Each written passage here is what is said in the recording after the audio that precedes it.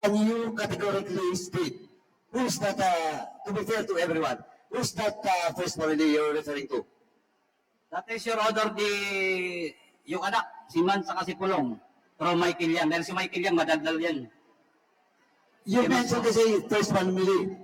Again, I will ask you, who's the first family? The Duterte family, Your Honor, Bisan, Pulong, and Mans Carpio. Pagdating po sa Senado, sa Blue Ribbon Committee, nag-hearing, after the hearing, sinight kagad ako, I was cited in contempt. Dinala ko kagad ako doon sa kwarto. Gusto ko hong magpahinga. Tiningnan ko kung anong pwede kong magawa. Dahil mali pala ang magtrabaho ng tama. May sumunod po sa akin na kumatok. Sabi ko siguro kung may tutulong sa akin, nagpakilalang, tiga Blue Ribbon to. Buksan mo pinto, babae. Sana po makuha natin ang CCTV. Nakita ko po, staff ng Blue Ribbon.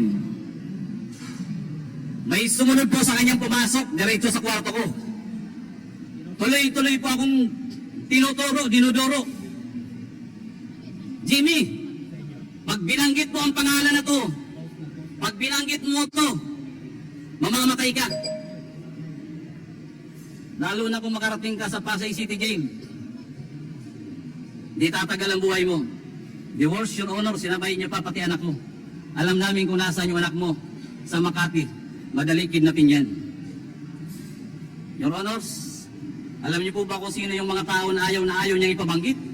Na halos doon pa lang gusto na ako si Pain bugbugin.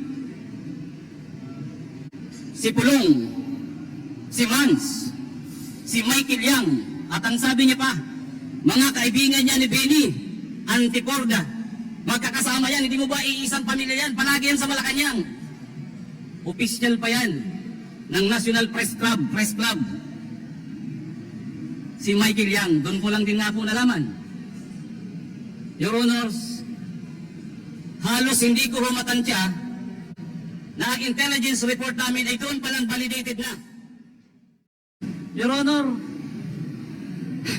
yun pong tatlong yun, nakuha po yun ng PDEA. Invited by the PDEA or arrested. It was only presented once sa Senate. Umamin sa Senate na kanya yung gagawin to, gamit. Pinakiusapan siya ni Mr. Polichin. I'm sorry, Your Honor, wala pa akong copy. Nagaling po talaga ako sa Biocor. Nandun po yan, nababasa po yan natin, mababasa at mababasa natin yan. And I can bring that document here. Napakalinaw ng tanong ng chairman ng Magic Blue Ribbon Committee, ng Senate Blue Ribbon Committee. Your Honor, inamin, may ebidensya, yung tatlo lang muna. Bakit nila winala hanggang ngayon? 6 na time po ako nagsasuffer sa kulungan. Ang tukhala, double barrel, kunti lang na droga, kulong kagad, patay kagad. Nasaan itong tatlo? Si Mr. Vidasto Cabral Barakil, Lagrimas Katipan, Emily Lokigan, ang alam ko yung inchik, pinakawalantin nila. Ano ang meron? At bakit po ako ang dinidikdik hanggang sa Biocor? Pagdating po sa Senado, sa Blue Ribbon Committee, nag-hearing, after the hearing, sinight kagad ako, I was cited in contempt. Dinala ko kagad ako doon sa kwarto. Gusto ko hong magpahinga. Tiningnan ko kung anong pwede kong magawa. Dahil mali pala ang magtrabaho ng tama. May sumunod po sa akin na kumatok. Sabi ko siguro kung may tutulong sa akin, nagpakilalang, tiga Blue Ribbon to. Buksan mo pinto, babae. Sana po makuha natin ang CCTV. Nakita ko po, staff ng Blue Ribbon. May sumunod po sa kanyang pumasok, diretso sa kwarto ko. Tuloy-tuloy po akong tinuturo, dinuduro. Jimmy, pag binanggit mo ang pangalan na to, pag binanggit mo to, mamamatay ka.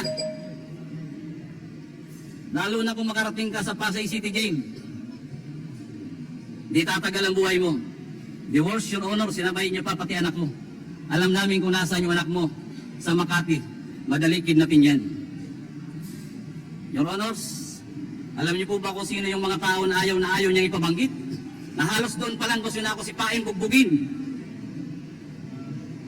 Si Pulong, si Mans, si Michael Yang, at ang sabi niya pa, mga kaibigan niya ni Benny, Antiporda, magkakasama yan, hindi mo ba iisang pamilya yan, palagi yan sa Malacanang.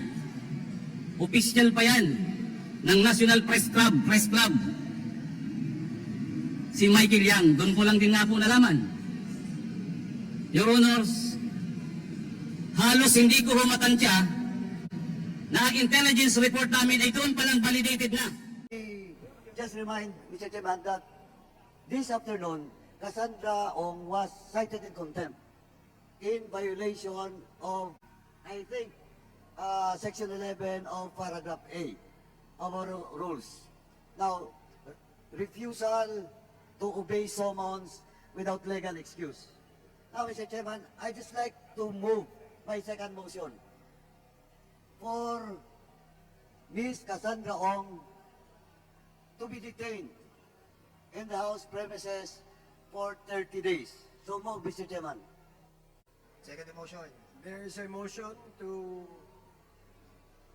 cite in contempt Cassandra Ong, and with the penalty of detention for 30 days in the premises of the House of Representatives.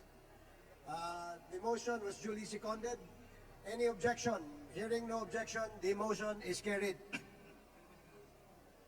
Lastly, Mr. Chairman, I'd just like to move that this committee will direct PAOK. Sir, you said this committee will direct PAOK to coordinate with AMLAC with regards to all the asset preservation order in all the assets that was involved in the previous hearings in my committee and Dangerous Drugs Committee, particularly assets of Willie Ong, Eddie Teyang, Empire 999, Mexico Pampanga, Mexico 999, Yatay Industrial Park, and all other assets outside of Pampanga of those persons that was mentioned and corporation that was mentioned. So move, Mr. Chairman. There is a motion duly seconded. Hearing no objection, the motion is approved. Yusek Gilbert Cruz? Yes, Your Honor, we'll coordinate with AMLAC, sir.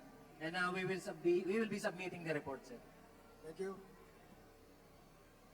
Since yung pong mga resource persons na hindi po natin na tanong at hindi po natin na kausap, kami po ay humihingi ng paumanhin sa committee dahil po may mga developments na nangyari in the middle of this committee hearing, and we do hope that in the next scheduled committee hearing of the Quadcom, we expect that the same resource persons which was invited for today to be present, and you will be advised as to the schedule and the venue of the next Quadcom hearing. Mr. Chair, Congressman Abante. I also would like to make a motion that those names mentioned by Mr. Jimmy Guban be invited in the next hearing, Mr. Chair. That would be Small Abiliera, Pony Cheng yata yun, Congressman Pulong Duterte, Attorney Man Castro Papio, Benny Antiporda, Paul Gutierrez, Mr. Chair.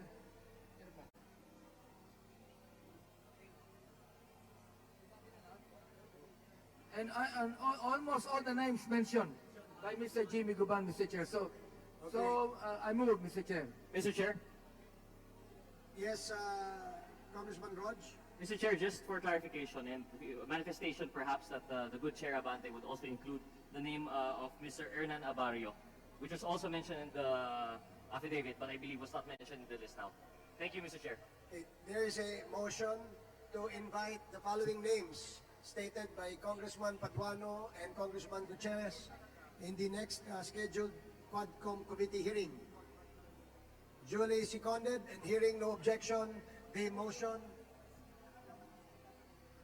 or rather it is the motion by Congressman Abante. Hearing no objection, the motion is approved. Mr. Chair, Congressman Nago, I also move to invite the Regional Director of Dole and the Provincial Officer of Dole dito sa region na may investigation tayo sa Pogo, as well as SSS and Pag-ibig, Mr. Chair. okay, there is a motion to invite representatives from Dole, SSS, Pag-ibig. and Pag-ibig to the next Quadcom committee hearing. Duly seconded and hearing no objection, the motion is approved. Mr. Chair, Congressman Abante. since we cannot think properly anymore, because we have been here since 10 o'clock, and we're going to have another hearing, so, Mr. Chair, I move to suspend. Mr.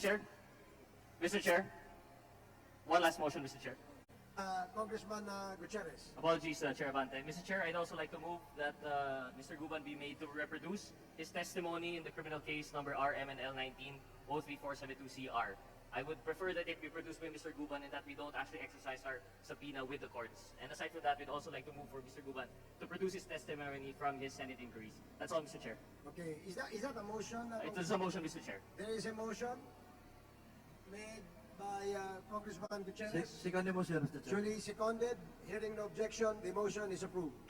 Mr. Chair, I would like to ask the IAS to submit to us yung all documents pertaining to ano ba IAS? Pertaining to the cases that were filed on them since 2015 up to the present. Is IAS, you said? Sige, pakirelay na lang sa kanya. You said, can you kindly submit to us all the cases that were filed in your office?